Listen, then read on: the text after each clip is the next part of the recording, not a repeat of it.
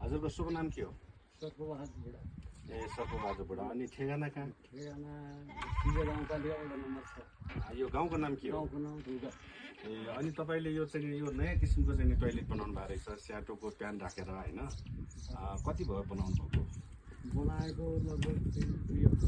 2 हप्ता भयो। अनि प्रयोग पनि गर्नुभएको छ? 1 हप्ता भयो। 1 हप्ता भइसक्यो। अनि कस्तो लागिरहेको छ यो प्रयोग गर्दाखेरि? एकदमै राम्रो लागेको छ। यो चाहिँ मलाई यो समितिमा राखेको हुँदा अनि आवाज अलिक निकाल्नुहोस् न।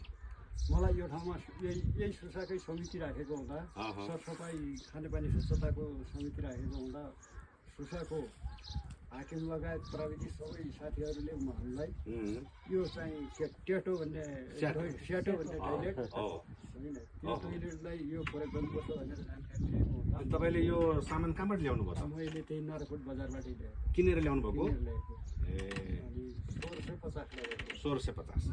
अनि हजुरको परिवारको सदस्यहरूले पनि प्रयोग गर्नुभएको छ, उहाँहरूलाई कस्तो लागेको छ? एकदम खुसी छु मैले। अनि थोरै पानीमा पनि सब फ्री हुन्छ, राम्रो। अनि दिशा देखिन्छ कहिले? देखिन्न। कहिले देखिन्न? सुगन्ध पनि आउँदैन, दिशा पनि देखिन्न। ए हजुर हजुर।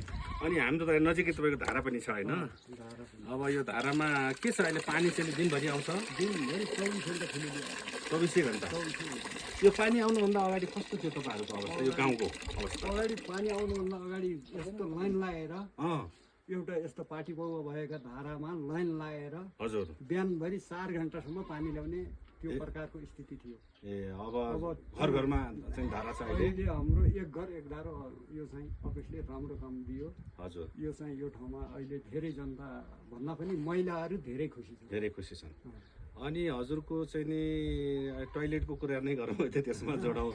टोइलेट सबै घरमा छ त हजुर अहिले? अहिले टोइलेट त असुरक्षित टोइलेट त पुरै छ, तर कोही धेरै 10-15वटा बनेको छ, 10-15वटा बनिराखेको छ। त्यस्तै बन्दै पछाडि सिक्दै जान्छ। अनि हामीले चाहिँ नि अहिले यसो हेर्दै आउँदाखेरि हामीले त्यो गाउँ पनि देख्न सक्छौँ उतानेर होइन?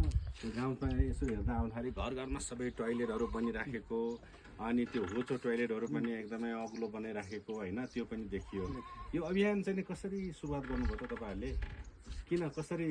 यो हाम्रो सामाजिक परिचालक हाम्रा साथीहरू आउनुभयो। उनीहरूले आफ्नो यो समितिलाई, यो खानेपानीको समितिलाई, स्वच्छता समितिलाई यस्तो यस्तो गर्नुपर्छ भनेर पाठाहरू सिकाउनु भयो।